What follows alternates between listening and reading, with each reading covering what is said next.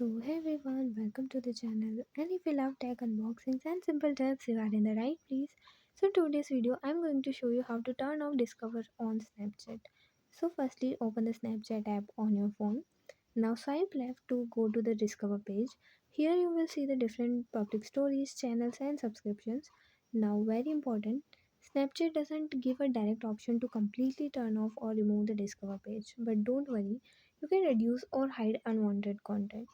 So method number one, long press.